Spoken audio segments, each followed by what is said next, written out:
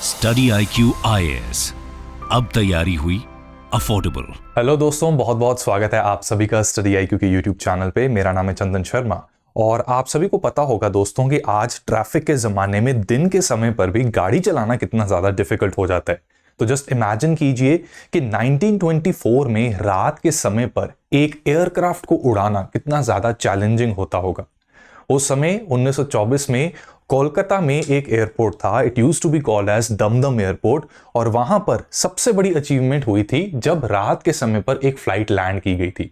तो कोलकाता एयरपोर्ट ये एक ऐसा एयरपोर्ट है जो हिस्ट्री में भी इसने एक बहुत ही यूनिक प्लेस अपने लिए अटेन कर रखी है और भारत को पूरी दुनिया के साथ जोड़ने का ये एक गेटवे भी रह चुका है। अब रिसेंटली सरकार ने डिसाइड किया है कि कोलकाता के इस एयरपोर्ट को, नेताजी सुभाष चंद्र बोस इंटरनेशनल एयरपोर्ट को, हम रिवैम्प करेंगे और इसमें हमारी पूरी कोशिश रहेगी कि भारत को दुनिया के साथ कनेक्ट करने में हिस्टोरिकली जो इसकी सिग्निफिकेंस रही है वो आज की डेट में भी वही सिग्निफिकेंस बनी रहे। इसी के चलते जब इतना बड़ा प्लान हमने अनवील करना है तो उसका एक रोड मैप हमारे पास होना चाहिए। ऐसी हवाई बातें हवाई जहाज और उड़ान के कॉन्टेक्स्ट में की नहीं जा सकती, उसके लिए हमारे पास एक ठोस प्लान होना चाहिए। तो उस संदर्भ में जो हमारे सिविल एविएशन मिनिस्टर हैं किंजरापू राम मोहन नायडू, इन्होंने एक रोड मैप तैयार किया है और इस रोड मैप में प्लान है कि अगले साल के नवंबर तक, यानी कि 2025 के नवंबर तक बहुत रैपिड डेवलपमेंट होगी कोलकाता के एयरपोर्ट में, जिससे कि यहां पर बहुत से लोगों को फायदा होने जा रहा है, इंक्लूडिंग द जनरल ऑडियंस और the general public of Kolkata. ठीक है, तो इसमें देखो आज की डेट में किसी भी एयरपोर्ट की अगर हम कैपेसिटी या उसकी स्ट्रेंथ को देखना चाहते हैं तो सीधा सीधा हम देखते हैं कि वो कितने डेस्टिनेशंस के साथ कनेक्टेड है। आज की डेट में 64 से 65 डेस्टिनेशंस के साथ कोलकाता एयरपोर्ट कनेक्टेड है, जिसमें से 15 इंटरनेशनल डेस्टिनेशंस हैं और 49 डोमेस्टिक डेस्टिनेशंस हैं। डेस्टिनेशंस बहुत ज्यादा नहीं है, सो जाहिर सी बात है कि फ्लाइट्स भी ठीक ठाक यहां से चलती हैं, ठीक है, बट इतनी भी कम नहीं चलती। 264 फ्लाइट्स डेली कोलकाता के एयरपोर्ट से ऑपरेट करती हैं। अगर आप इसका हिसाब थोड़ा लगाएंगे तो इसका मतलब ये हुआ कि हर घंटे 11 फ्लाइट्स यहां से ट्रैवल करती हैं, ठीक है, या तो आ रही है या जा रही है, ठीक है, 11 फ्लाइट्स यहां पर ऑपरेट कर रही हैं। अब जब हमने प्लान एक्सपेंशन का रखा है तो जाहिर सी बात है कि सबसे पहले तो हमें अपने डेस्टिनेशंस को इंक्रीज करना पड़ेगा। तो 64 टू 65 डेस्टिनेशन से we are going to increase this number to 100 destination. तो बहुत सारे इंटरनेशनल डेस्टिनेशंस इसमें ऐड किए जाएंगे, जहां पर कोलकाता एक ट्रांजिट पॉइंट की तरह एक्ट ना करते हुए यहां से डायरेक्ट फ्लाइट्स स्टार्ट हो जाएंगी। ठीक है, ट्रांजिट पॉइंट का मतलब है कि पॉइंट ए से पॉइंट बी में एक डायरेक्ट फ्लाइट है, ठीक है, बट थोड़ी देर के लिए हॉल्ट लेने के लिए वो कोलकाता में रुक जाते हैं। राइट, आपने भी अगर ट्रैवल कभी कर रखा हो तो आपको पता होगा कि कई बार अगर हम जैसे लेट्स से जयपुर से अमृतसर जाना चाहते हैं तो वहां पर दिल्ली में हमारा एक कई बार हॉल्ट हो जाता है। राइट, ऑपरेशंस को थोड़ा ऑप्टिमाइज करने के लिए ऐसी चीजें अक्सर कर दी जाती हैं, बट जब इसकी कैपेसिटी इंक्रीज की जाएगी, इंटरनेशनल डेस्टिनेशंस ऐड किए जाएंगे, तो यूके और फ्रांस के साथ डायरेक्ट कनेक्टिविटी कोलकाता एयरपोर्ट की भी बन जाएगी। और इसमें कहीं ना कहीं ये भी ऑब्जेक्टिव है कि दिल्ली के एयरपोर्ट की ना ट्रैफिक बढ़ती जा रही है, ठीक है, तो उस ट्रैफिक को, उस लोड को थोड़ा सा मॉडरेट करने के लिए भी Kolkata as an alternate airport prepare हो रहा है। अब जब डेस्टिनेशन ज्यादा हैं, नंबर ऑफ फ्लाइट्स भी ज्यादा होंगी, नंबर ऑफ फ्लाइट्स ज्यादा हैं तो पैसेंजर्स भी ज्यादा होंगे। और आज के जेन जी के जमाने में जब हम ट्रैवल की बात करते हैं तो इन लोगों को चाहिए कंफर्ट, कन्वीनियंस और एकदम नो हैसल। तो इस पॉइंट ऑफ व्यू से कोलकाता एयरपोर्ट की जो अभी करंट पैसेंजर कैरिंग कैपेसिटी है, it is 2.6 crore passengers per year. एक साल में लगभग 2.5 करोड़ पैसेंजर्स जो हैं वो कोलकाता एयरपोर्ट का इस्तेमाल करते हैं।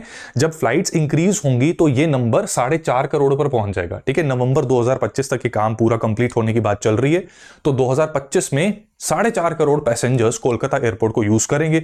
और जाहिर सी बात है कि इस एडिशनल लोड के लिए हमें टर्मिनल नया बनाना पड़ेगा, जिसकी कंस्ट्रक्शन का प्लान पास हो चुका है और बहुत जल्द इस पे काम भी स्टार्ट हो जाएगा। अगले साल तक ये कंप्लीट हो जाएगा। ठीक है, तो एक न्यू टर्मिनल तैयार किया जाएगा।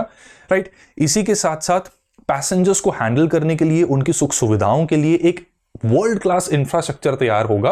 और इसमें देखो जेनजीज में ना ये भी है कि इनको कन्वीनियंस और आराम तो चाहिए, हर चीज इनको चाहिए कि एक क्लिक पे सब कुछ इन्हें मिल जाए, लेकिन साथ ही साथ इन्हें अफोर्डेबिलिटी भी चाहिए। ठीक है, तो उसके लिए यहां पर उड़ान यात्री कैफे, ये हमारी सरकार ने एक इनिशिएटिव स्टार्ट कर रखा है, जिसमें हमें बहुत ही अफोर्डेबल और बजट फ्रेंडली प्राइसेस पर कुछ स्नैक्स और ये सारी चीजें एयरपोर्ट पे मिल जाती हैं। क्योंकि हमें ये समझना होगा, एक समय हुआ करता था जब भारत में एयरपोर्ट फैसिलिटीज या फ्लाइट्स की फैसिलिटीज यूजुअली अमीर लोग ही अफोर्ड कर पाते थे, लेकिन आज की डेट में एक आम इंसान, एक आम नागरिक को भी उड़ने का मौका मिलता है, फ्लाइट्स को इस्तेमाल करने का मौका मिलता है अपनी कन्वीनियंस के लिए। तो उस समय में हम ऐसे अनयूजुअली टैक्सेस को चार्ज करके चीज़ों को महंगा नहीं कर सकते एयरपोर्ट पे। तो कॉमन मैन के लिए भी एयरपोर्ट पे affordable snacks, affordable food options available होनी चाहिए। तो उस पर भी पूरा यहाँ पर काम किया गया है, ठीक है। अब इसी के साथ साथ आपको ये बता दूं कि बांग्लादेश में जो सिचुएशन है, I think you people are very well aware with that. Bangladesh में सरकार का तख्ता पलट हुआ है, ठीक है। मोहम्मद यूनुस एक नोबल लॉरेट तो डेफिनेटली हैं, बट उनके जो मंसूबे हैं ना वो कहीं ना कहीं बहुत ज्यादा क्वेश्चनेबल हैं। 1971 में बांग्लादेश में जो सिचुएशन थी उसके बावजूद भी मोहम्मद यूनुस वो पाकिस्तान के साथ कुछ ज्यादा ही गहरे संबंध बनाने की कोशिश कर रहे हैं। यहां तक कि जो बांग्लादेशी ट्रूप्स हैं उनका कहा जा रहा है कि पाकिस्तान मिलिट्री अब उनको ट्रेन करना स्टार्ट करेगी। तो ऐसे में जब प्रो इंडिया या इंडिया फ्रेंडली गवर्नमेंट हुआ करती थी शेख हसीना की, उनके फादर की, तो वहां पर ना नॉर्थ ईस्ट को लेकर हम बहुत ज्यादा इनसिक्योर या बहुत ज्यादा चिंता में नहीं होते थे। हमें पता होता था कि बांग्लादेश जो है विपदा आने पर मदद कर सकता है और हमारी कनेक्टिविटी बन सकती है। और धीरे धीरे हम यही कोशिश कर रहे थे कि अगर हमने हमारी north eastern states Assam, Meghalaya, Tripura, Manipur, Mizoram, Nagaland, ये सारी स्टेट्स के साथ अगर डायरेक्ट कनेक्टिविटी बनाकर रखनी है तो वाया बांग्लादेश हम बना सकते हैं। लेकिन अब सिचुएशन चेंज हो चुकी है, ठीक है। अब we are unable to trust Bangladesh. तो ऐसे में जो नॉर्थ ईस्टर्न स्टेट्स हैं हमारी, उनको मेनलैंड इंडिया के साथ कनेक्ट करने वाला ये जो चिकन नेक कॉरिडोर है ये बहुत ज्यादा इंपॉर्टेंट बन जाता है, ठीक है। इट्स वेरी इंपॉर्टेंट कि ये कॉरिडोर के ऊपर हमारी अच्छी ग्रिप रहे और ये पूरा कंट्रोल हमारा रहे नॉर्थ ईस्टर्न स्टेट्स के ऊपर, वो इंटीग्रेटेड रहे, ठीक है। और अगर वहां पर हम डेवलपमेंट लेके जाएंगे, अगर वहां पर इंडिया की इकोनॉमिक एक्टिविटी से उनको भी फायदा हो रहा है, हमारी ग्रोथ में उनको भी ग्रोथ हो रही है, ठीक है, तो जाहिर सी बात है कि ज्यादा इंटीग्रेटेड महसूस करते हैं फिर, ठीक है। लोग वहां के ज्यादा इंटीग्रेटेड महसूस करेंगे और उनकी एलिजियंस इंडिया के प्रति होगी, ठीक है, भारत के प्रति होगी। तो इसी को ध्यान में रखते हुए कोलकाता एयरपोर्ट को डेवलप करने के साथ साथ बंगाल के रीजन में और भी एयरपोर्ट्स हैं जिनके ऊपर सरकार ध्यान दे रही है, जैसे कि बागडोगरा एयरपोर्ट, ठीक है। बागडोगरा एयरपोर्ट ये सिलीगुड़ी कॉरिडोर में मौजूद है, इसके ऊपर ध्यान दिया जाएगा, राइट। सिक्योरिटी और इकोनॉमिक एक्टिविटीज के पॉइंट ऑफ व्यू से इट इज वेरी इंपॉर्टेंट। और इसी के साथ साथ आंदल और कूच बिहार एयरपोर्ट, राइट, इसको भी डेवलप किया जाएगा ताकि नॉर्थ ईस्टर्न स्टेट्स में मेन मनी एंड मटेरियल की सप्लाईज और उसका जितना भी पूरा का पूरा स्टॉक रहता है वो हम अच्छे से मेंटेन कर सकें, राइट। अब दोस्तों ये तो मैं आपको बता ही चुका हूं कि 1924 में भारत में जो पहली नाइट लैंडिंग की गई थी, attempt and successful it was done, वो कोलकाता एयरपोर्ट में हुई थी। इसके अलावा भी कोलकाता एयरपोर्ट की अपने में एक बहुत बड़ी सिग्निफिकेंस है। जैसे कि आपको मैं बताता हूं कि 1924 में ही ऐसा हुआ था कि एक डच एयरलाइंस की ना, रॉयल डच एयरलाइंस थी, उन्होंने जकार्ता से लेकर एम्स्टरडैम, ठीक है, जो जर्मनी के वेस्ट में मौजूद है, नेदरलैंड, उसके अंदर एक एम्स्टरडैम नाम की जगह है, तो वहां से उन्होंने एक फ्लाइट प्लान की। अब इतना लंबा रूट, ठीक है, जकार्ता जो है it's somewhere here, right, and Amsterdam is somewhere here, route बहुत लंबा है। तो उस रूट में एक हॉल्टिंग पॉइंट होना बड़ा जरूरी था और कोलकाता के उस टाइम पर इसे दमदम एयरपोर्ट कहा जाता था। तो कोलकाता का ये जो एयरपोर्ट था उस टाइम पर एक ट्रांजिट पॉइंट की तरह एक्ट करता था, ठीक है। तो एक तरीके से ये एक इसकी इंपॉर्टेंट डेवलपमेंट है। अब यहां पर ना मैं आपसे पूछना चाहूंगा कि भारत का सबसे पहला एयरपोर्ट कौन सा था? Which was or what is the name of first airport और first aerodrome? एयरपोर्ट्स को एरोडोम भी कह देते हैं। तो भारत का पहला एरोडोम या एयरपोर्ट कौन सा था? तो आप में से ज्यादातर लोगों का आंसर आएगा जुहू एरोडोम, है ना। जुहू एरोडोम आप सब कहेंगे, जबकि ये 1928 में एस्टैब्लिश हुआ था और कोलकाता का मैं आपको बता रहा 1924 में। तो ये मिसमैच क्यों? ये कोलकाता के एयरपोर्ट को हम पहला एयरपोर्ट क्यों नहीं कहते? तो इसका आंसर देने से पहले एक बार मैं आप सभी से रिक्वेस्ट करूंगा कि दो काम कर लो। एक तो टेलीग्राम पे, अगर आप यूपीएससी की तैयारी कर रहे हो तो टेलीग्राम पे मेरा एक चैनल है, इस चैनल पर मेरे साथ कनेक्टेड रहो। और इसी के साथ साथ मेरा इंस्टाग्राम पर भी एक हैंडल है, इस हैंडल पे भी मुझे फॉलो करना मत भूलना। आपके एग्जाम के पॉइंट ऑफ व्यू से काफी अच्छी नॉलेज और काफी अच्छी गाइडेंस मैं आपको टाइम टू टाइम देता रहता हूं, ठीक है। hello.chandan sharma भी सर्च करोगे इंस्टाग्राम पे तो वहां पर भी मैं आपको मिल जाऊंगा। अब मुद्दे की बात करते हैं, ठीक है। मुद्दे की बात कि ये जो हिस्ट्री में मैं कुछ हिस्टोरिकल सिग्निफिकेंस आपको बता रहा हूं और ये जो मिसमैच है, ये मिसमैच आखिर है क्यों, ठीक है। दमदम एयरपोर्ट इसको कहते थे, नेताजी सुभाष चंद्र इंटरनेशनल एयरपोर्ट को दमदम एयरपोर्ट पहले कहते थे। 1924 में ये बना था, बट क्योंकि ये मिलिट्री पर्पस के लिए यूज होता था, कमर्शियल या सिविलियन पर्पस के लिए यूज नहीं होता था, इसलिए जब हम फर्स्ट एयरपोर्ट की बात करते हैं, ठीक है, तो उसमें जुहू एयरपोर्ट बहुत से लोग कह देते हैं, क्योंकि वो बाय डिफॉल्ट मानते हैं कि when you are talking about airport you are talking about civilian airport. ठीक है, तो क्योंकि ये मिलिट्री के लिए यूज होता था, मिलिट्री ऑपरेशंस के लिए यूज होता था, इसलिए इसको कई बार भुला देते हैं हम। और 1924 में यहां पर अगर बात चल रही है, तो अभी चल रहा है 2024, तो एक तरीके से ये 100 साल इस एयरपोर्ट के कंप्लीट हुए हैं। ठीक है, ये एक छोटी से एयर स्ट्रिप, एक ओपन एयरफील्ड में मौजूद एक एयर स्ट्रिप से इसकी शुरुआत हुई थी। 100 साल इसको बीत चुके हैं और 100 साल के अंदर काफी ज्यादा तरक्की भी इसने की है। ठीक है, सो 100 इयर्स में ये एक सेटेनरी भी इसकी हम सेलिब्रेट कर रहे हैं, और उसी के चलते माननीय मंत्री जी ने काफी एक बड़ा रोड मैप भी इसके लिए तैयार किया है। और 100 साल पूरे होने के बाद जाहिर सी बात है कि एक एयरपोर्ट जो हमारे देश का एक बहुत इंपॉर्टेंट और इंटीग्रल हिस्सा है, उसको अपग्रेड करना जरूरी भी बनता है। ठीक है, तो इसको शुरू किया था एक रॉयल आर्टिलरी आर्मरी के बिल्कुल बगल में। ठीक है, दमदम नाम की जगह थी। आर्टिलरी आर्मरी का मतलब होता है जहां पे तोपों का साजो सामान रखा जाता था। ठीक है, तोपें होती थी, कैनन्स होते थे, उन कैनन्स का जो भी इक्विपमेंट थी उसे स्टोर करके रखा जाता था। 1924 में एक बड़ी इंपॉर्टेंट डेवलपमेंट हुई। KLM रॉयल डच एयरलाइंस ने, जैसा मैंने आपको बताया, बटाविया जो कि जकार्ता में है, वहां से लेकर एम्स्टरडेम तक एक रूट तैयार किया। कोलकाता उस रूट में मौजूद था। और उसके बाद आपको पता है, मेरे को जरा कमेंट सेक्शन में आप लोग बताइए, व्हाट वाज द डेट जब सबसे पहली फ्लाइट को टेस्ट किया गया था पूरी दुनिया में। ठीक है, नॉर्थ कैरोलिना में राइट ब्रदर्स ने टेस्ट किया था फ्लाइट को। ठीक है, डेट क्या थी मैं बता दूं, कमेंट सेक्शन में लिखिएगा जरूर। द डेट वाज दिसंबर 1903। ठीक है, अब ये 2 दिसंबर थी, 3 दिसंबर थी, आज की ही 23 दिसंबर थी या कोई और थी, ये मैं आपके ऊपर छोड़ता हूं।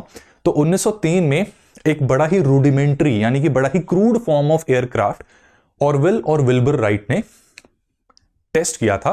और वहां पर पहली बार इंसान को यह प्रतीत हो गया, समझ में आ गई कि अगर हम चाहें तो हम एक ऐसी मशीनरी डेवलप कर सकते हैं जिससे इंसान भी पक्षियों की तरह उड़ सकता है, और उसको फिर और बहुत सारे पर्पस के लिए यूज किया जा सकता है।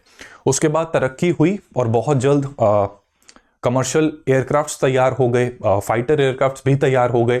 और 1924 सिर्फ 21 साल बाद आप देख सकते हैं कि कोलकाता में भी ये एयरफील्ड और एयरपोर्ट बन गया। ठीक है, अब यहां पर क्या है कि जब ये सारी तरक्की हो रही थी, तब दुनिया के मन में ना ये बहुत बड़ी जिज्ञासा आ रही थी कि हम पूरे ग्लोब को, किसी समय पर हमने समुद्र के रास्ते, जहाज के रास्ते पूरे ग्लोब को सरकम नेविगेट किया था, मतलब पूरी धरती का एक चक्कर लगाया था। तो इसी तरीके से पूरी धरती का हवाई रास्ते से एक चक्कर लगाना चाहते थे।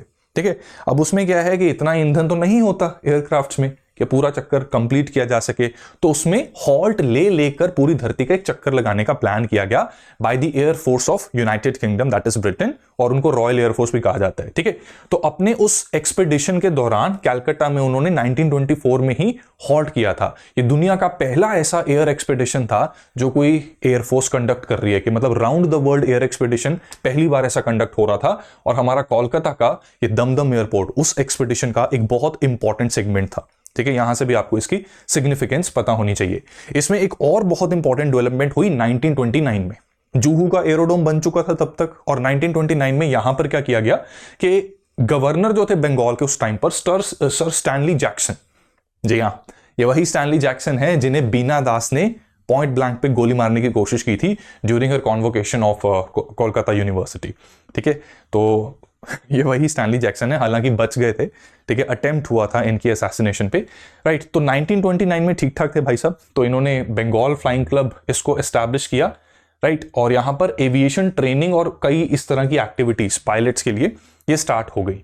1930 में इस एयरपोर्ट को इस तरह से बना दिया गया कि ये पूरे के पूरे साल में, पहले क्या था कि स्प्रिंग सीजन में बहुत अच्छे से ऑपरेट कर सकता है, बारिशों में दिक्कत आती थी, ठीक है, और सर्दियों में थोड़ी दिक्कत आती थी, लेकिन 1930 तक इसे ऑल ईयर राउंड ऑपरेट करने के लिए हमने प्रिपेयर कर दिया। ठीक है, बेसिकली ब्रिटिश इंडिया था, राइट।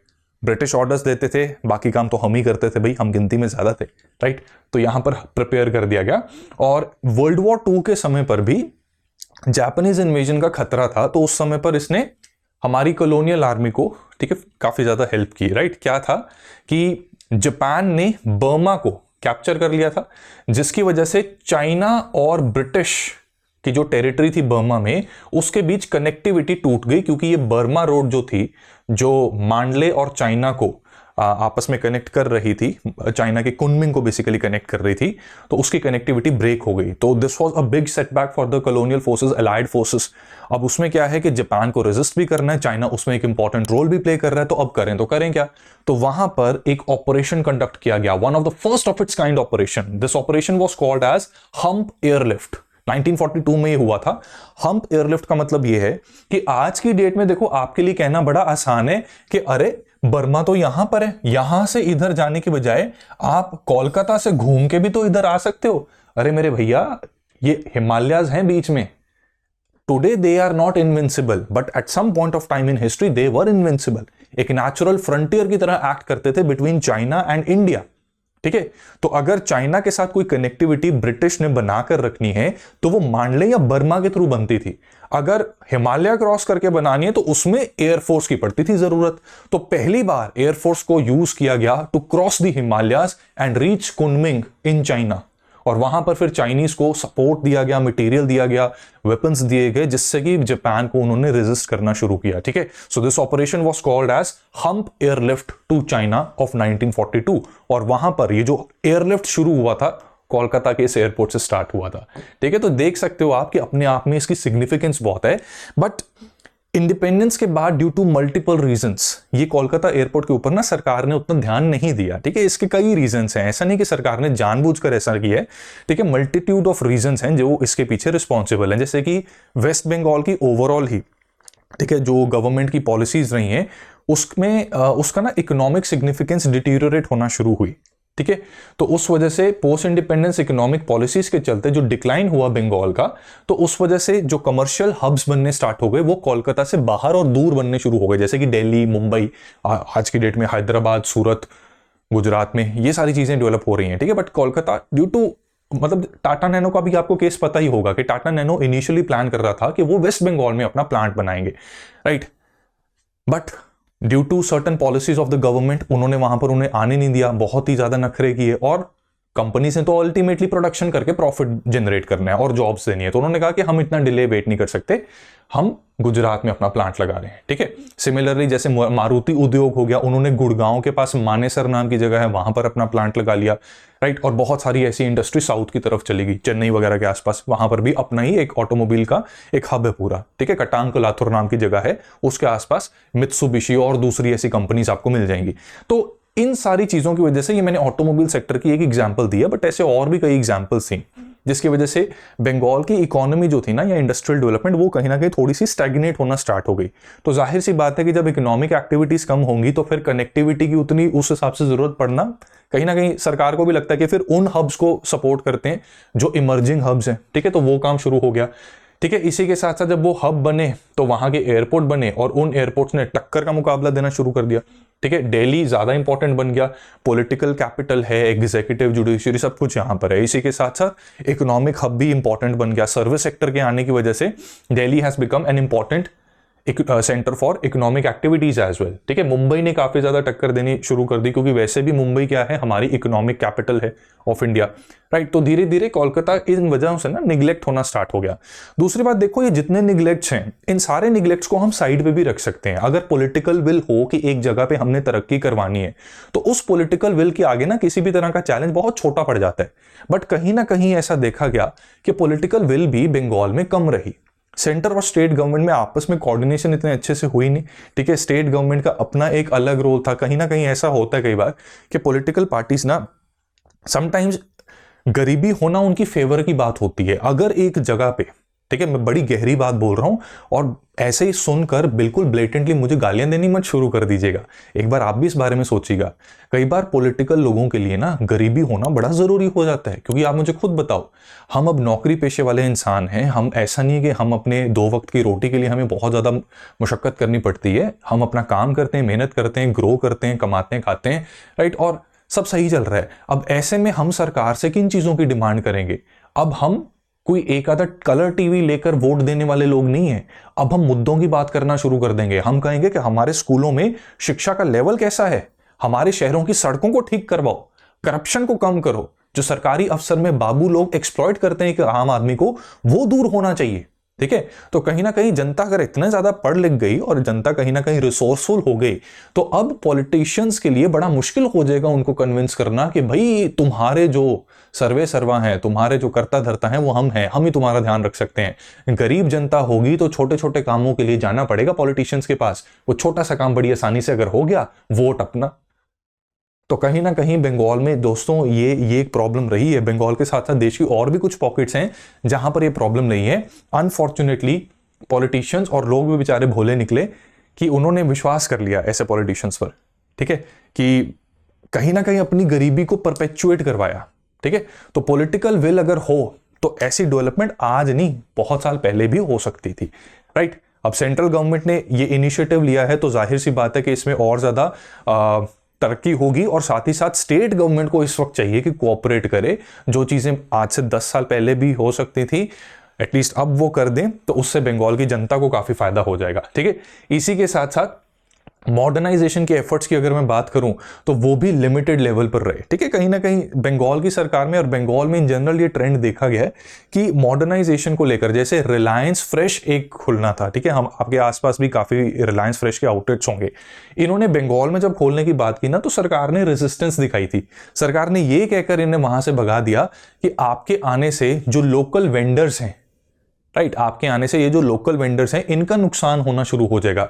जबकि रियलिटी ये है दोस्तों कि इतनी ज्यादा पॉपुलेशन है हमारे देश में कि अगर इस तरह के कॉर्पोरेट्स, ठीक है, थोड़ा ये फूड की ऐसी चेन बनाते हैं, रिलायंस फ्रेश की तरह इस तरह की चीजें आती हैं, तो उससे देखो लोकल वेंडर्स को ज्यादा फर्क नहीं पड़ेगा, क्योंकि बहुत सी जनता अभी भी ऐसी है जिनके लिए रिलायंस फ्रेश एक्सेसिबल नहीं है।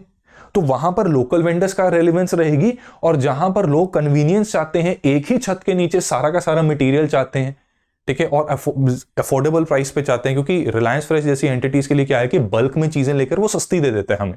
ठीक है, तो अर्बन मिडिल क्लास जो है उसका already out of pocket expenditure बहुत ज्यादा हो रहा है, तो उसको कम करने के लिए रिलायंस फ्रेश, ठीक है, इसी तरह से और भी कई आउटलेट्स ऐसे आए थे, तो उनको फायदा हो सकता था, लोगों का भी फायदा हो सकता था, और इतना ज्यादा नुकसान वेंडर्स के लिए नहीं होना था, जो लोकल वेंडर्स होते हैं, जो स्ट्रीट वेंडर्स रहते हैं।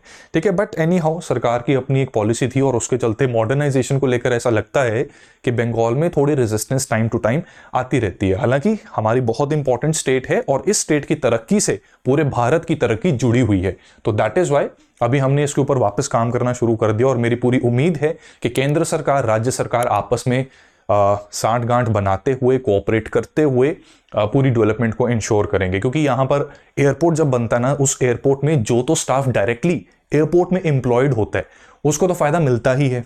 ठीक है, आपको पता ही है कि एयरपोर्ट अगर बना, एक एक्स्ट्रा टर्मिनल बनाने का मतलब है कि वहां पर न्यू डेस्टिनेशंस बन रहे हैं, 100 डेस्टिनेशंस बन रहे हैं, न्यू एयर फ्लाइट्स चलेंगी, तो extra pilot, air hostess, ground staff जो होता है एयरलाइंस का, राइट, फिर जो मैनेजमेंट स्टाफ होता है एयरपोर्ट के न्यू टर्मिनल का, ये सारी डायरेक्ट जॉब्स क्रिएट हो रही हैं। इसी के साथ साथ देखो, जब ट्रैवलिंग बढ़ेगी तो होटल्स की भी डिमांड बढ़ेगी। ठीक है, और होटल्स की डिमांड के लिए क्या होगा कि आसपास के एरिया में और ज्यादा होटल्स इमर्ज होंगे, ताकि लोगों को, मान लो अगर 1-2 दिन के लिए वेट करनी है, कोलकाता में रुकना है, तो होटल आसपास मिल जाएंगे। अब 1-2 या 3 दिन मान लीजिए वेट करनी पड़ गई, तो वो कहेंगे कि 2-4 जगह घूम भी लेते हैं, फोर्ट विलियम देख आते हैं, 1-2 जगह और देखाते हैं, हावड़ा ब्रिज देखाते हैं। तो ऐसे में टूरिज्म और पर्यटन, इसको भी बढ़ावा मिलेगा, उससे फर्दर इंप्लॉयमेंट जनरेट होगी। तो एक मतलब इस एक एक्शन से, ये मास्टर स्ट्रोक है एक एक्शन, ठीक है, ना केवल हमारी नॉर्थ ईस्ट के साथ कनेक्टिविटी, उसके साथ सिक्योरिटी, ये सारी चीजें इंप्रूव हो रही हैं, हमारी इकोनॉमी को अलग फायदा हो रहा है, both in terms of income and wealth generation as well as creation of new jobs. ठीक है, और उसमें बहुत अच्छी बात है, and all Bengalis should really feel proud कि आप इस तरक्की में बहुत इंपॉर्टेंट भूमिका निभा रहे हैं, कॉन्ट्रीब्यूशन कर रहे हैं। ठीक है, तो ये है पूरा मामला। और इसमें जाने से पहले ये चीज आपको बताना जरूर चाहूंगा कि रीन्यूएबल एनर्जी के ऊपर अच्छा खासा फोकस है। एविएशन सेक्टर, आप सभी को पता है कि कार्बन फुटप्रिंट में, ये एविएशन टर्बाइन फ्यूल जो यूज होता है एरोप्लेन्स में, उसमें कार्बन फुटप्रिंट काफी ज्यादा है, उसको रिड्यूस करने की जरूरत है, ताकि जो ग्लोबल एवरेज टेम्परेचर है हमारा, ठीक है, उसको 1.5 डिग्री सेल्सियस के नीचे नीचे हम रख पाएं। तो उस लिहाज से इट्स वेरी इंपॉर्टेंट कि हम रीन्यूएबल एनर्जी को यूज करें। तो यहां पर कोलकाता एयरपोर्ट के अंदर ही 17 megawatt solar power plant use हो रहा है। ठीक है। तो 17 मेगावाट का पावर प्लांट यहाँ पर मौजूद है, काफी सारे ऑपरेशंस उसके थ्रू होंगे, कार्बन फुटप्रिंट उससे कम हो रहे हैं, और इसको यूज करने से ही सस्टेनेबल एविएशन डेवलपमेंट हो सकती है। कि हमने डेवलपमेंट ऐसे नहीं करनी कि 3-4 साल तो बड़ा मजा आया, उसके बाद तो सस्टेन करना ही मुश्किल हो गया, फिर बंद करने पड़ रहे हैं ऑपरेशन, वो नहीं हम चाहते। ठीक है। तो सस्टेनेबल डेवलपमेंट में एनवायरमेंट का ध्यान रखना बहुत जरूरी है। एंड ओवरऑल जो सरकार का मिशन है कि 2028 तक 158 एयरपोर्ट्स हैं, इस नंबर को 208 तक लेके जाना है। ठीक है। तो उसमें कोलकाता का ये रिवाइव और रिवैम्ड एयरपोर्ट एक इंपॉर्टेंट भूमिका निभाएगा। यूपीएससी के छात्र और स्टेट सिविल सर्विसेज के छात्र, इवन एसएससी की एग्जाम तैयारी करने वाले छात्र, और इवन मेरे जनरल भाइयों बहनों, right, and uncles and aunties, ठीक है, आप सब भी ये वीडियोस देखते हैं, काफी मजा आता है। आपके लिए जीके का एक सवाल, 2 सवाल हैं जीके के। Name India's first commercial airlines. Video के कमेंट सेक्शन में पहले तो आप ये बताओ कि आपको वीडियो कैसा लगा। अच्छा लगा तो इसको लाइक करना मत भूलना, और लाइक करने के साथ साथ आप बताइए कि भारत की सबसे पहली कमर्शियल एयरलाइंस कौन सी थी, और भारत का सबसे पहला एयरक्राफ्ट मैन्युफैक्चरिंग कंपनी कौन सी थी। इस सवाल का जवाब चाहिए तो मेरे टेलीग्राम चैनल को कनेक्ट कर लेना, इंस्टाग्राम पर भी कनेक्ट कर लेना, वहां पर इसका आंसर आपको मिल जाएगा। और इस तरह से आप इश्यूज का एनालिसिस करते हुए अपनी पूरी यूपीएससी की प्रिपरेशन करना चाहते हैं, क्योंकि देखो यूपीएससी का सिलेबस इतना वास्ट है कि उसमें ये मुद्दा is just a tip of the iceberg. There is a lot more to UPSC preparation, और उसको स्ट्रक्चर में किया जाता है। ठीक है। ये एविएशन सेक्टर, ये हमारे जनरल स्टडीज 3 इकोनॉमी के अंदर there is a topic energy and infrastructure, तो उस इंफ्रास्ट्रक्चर का एक इंपॉर्टेंट पार्ट बनता है। ठीक है। इसी के साथ साथ GS2 में जब गवर्नेंस की बात करते हैं तो उड़ान स्कीम, जो उड़े देश का आम नागरिक, ये सरकार की है, तो उसमें हम गवर्नेंस कर रहे हैं, और कैसे इस गवर्नेंस का इस्तेमाल देश के लोगों को अफोर्डेबल फ्लाइट्स देने में इसकी भूमिका रह रही है, तो वो हम GS2 में पढ़ते हैं। तो यूपीएससी की पॉइंट ऑफ व्यू से इट्स वेरी इंपॉर्टेंट, बट अगर स्ट्रक्चर में तैयारी करते हो तो एग्जाम के सिलेबस पर आपकी कमांड काफी अच्छी और काफी बेहतरीन बनती है। तो पूरे स्ट्रक्चर में तैयारी करने के लिए स्टडी IQ के P2I फाउंडेशन बैच में जरूर एनरोल करना। हाईएस्ट पॉसिबल डिस्काउंट के लिए कभी भी किसी भी समय पर आप सिविल सर्विसेज लाइव, ठीक है, that is CSLIVE, CS live, ये कोड का इस्तेमाल करेंगे, आपको हाईएस्ट पॉसिबल डिस्काउंट मिल जाएगा। ठीक है। तो कभी कोई सेल आ जाती है हमारी यहाँ, कभी कुछ हो जाता है, ठीक है, क्रिसमस विसमस चल रहा है, आपको मतलब समझ जाओ। ठीक है। तो उसमें अगर आप इसमें एनरोल करना चाहते हैं तो CS लाइव से आपको मिलेगा सर्वश्रेष्ठ उत्कृष्ट डिस्काउंट। ठीक है। अब इस बैच में देखो है क्या क्या, पूरी आपकी फाउंडेशन तैयार हो जाती है, जिसमें आपको फिजिकल बुक्स दी जाती हैं। ठीक है। सेट ऑफ 18 बुक्स आपके घर पे हम डिलीवर करवाते हैं, और वो आपकी इस पेमेंट में इंक्लूडेड है, एक्स्ट्रा चार्ज कोई नहीं लेते हम उसका। लाइव क्लासेस रहेंगी। ठीक है। ये तो रिकॉर्डेड क्लास आप देख रहे हो। ठीक है। लाइव क्लास में क्या होता है कि इंटरेक्शन हो पाती है, कोई डाउट आया पूछ लिया, हमने जवाब दे दिया। ठीक है। कोई ऐसा डाउट आया जो शायद एग्जाम के लिए उतना इंपॉर्टेंट तो नहीं है पर आपको परेशान कर लिया, तो हमने आपको बताया कि भाई उतना नहीं सोचना, बस यहां तक हमें देखना है, एग्जाम में इतना जरूरी है। ठीक है। तो वो पता लग गया। तो लाइव क्लासेस आपको रहेंगी। मेंटरशिप आपको मिलेगी, जिसमें एक डेडिकेटेड कॉन्टैक्ट पर्सन का नंबर आपके साथ शेयर कर दिया जाएगा, और कभी कोई डाउट आए क्लास के बाद तो उनके साथ डिस्कस करके आप उसको एड्रेस कर सकते हैं। अपनी स्ट्रेंथ वीकनेस को आइडेंटिफाई करके अपने लिए एक रोड मैप तैयार करने में ये मेंटर्स आपकी बहुत इंपॉर्टेंट हेल्प और रोल इसमें प्ले करेंगे। ठीक है। इतने बड़ा काम में आप देख रहे हो कि एयरपोर्ट के लिए हम रोड मैप तैयार कर रहे हैं, तैयारी भी बहुत बड़ी है। ठीक है। ये तैयारी आपके करियर को, आपकी जिंदगी को एक नई उड़ान देगी, तो उसके लिए भी एक प्रॉपर रोड मैप जरूरी है। And mentors, experienced mentors are very important, जो आपको रोड मैप बनाने में हेल्प कर सकें। आंसर इवैल्यूएशन होगी, डेली एक मेंस आंसर और उसकी इवैल्यूएशन, और वीकली MCQs का टेस्ट कि एक हफ्ते में जो भी किया उसकी रिवीजन, और करंट अफेयर्स भी इसमें होंगे। 40 मिनट्स की करंट अफेयर की वीडियो डेली बेसिस पे मिलती है, मल्टीपल सोर्सेज उसमें कवर हो जाते हैं। प्रीलिम्स का एक crash course, consolidated books, test series with video solutions, ये आपको प्रोवाइड किया जाता है प्रीलिम्स की स्टेज पे, और अगेन ये इंक्लूडेड है, कोई एक्स्ट्रा चार्ज नहीं। मेंस में क्या होता है कि जो बच्चे प्रीलिम्स को क्वालिफाई कर लेते हैं, उनकी दिल्ली में तैयारी होती है, हम आपको रूम्स देंगे हमारे कैंपस के अंदर, आपका रहना, खाना पीना, wifi, library, everything it will be borne by study IQ। आपको एक पैसा एक्स्ट्रा देने की जरूरत नहीं है। जो आपने P2I में एनरोल करने के लिए दी पेमेंट, दैट इज इनफ। उसके बाद प्री क्लियर करो, आपकी बाकी सिलेक्शन हम पर। ठीक है। आंसर एनरिचमेंट प्रोग्राम है, टेस्ट सीरीज है, और इंटरव्यू गाइडेंस भी है। And the validity of this programme is for 2 years। तो मतलब 2026 के लिए अगर आप एनरोल करते हैं तो 2027 में भी इन फीचर्स का आप फायदा ले सकते हैं, और 2027 के लिए अगर आप एनरोल करते हैं, जिसकी फीस थोड़ी सी ज्यादा है क्योंकि उसमें नंबर ऑफ क्लासेस ज्यादा है, मैक्सिमम चीजें क्लास में होंगी, तो उसमें आप 2028 के लिए भी उसको यूज कर सकते हैं कंटेंट को। ठीक है। बातें कुछ ज्यादा ही कर दी। इन क्वेश्चंस का आंसर प्लीज जरूर बताइएगा। I will see you soon in the next session. Wish you all the best. Thank you so much. Study IQ IAS, अब तैयारी हुई अफोर्डेबल।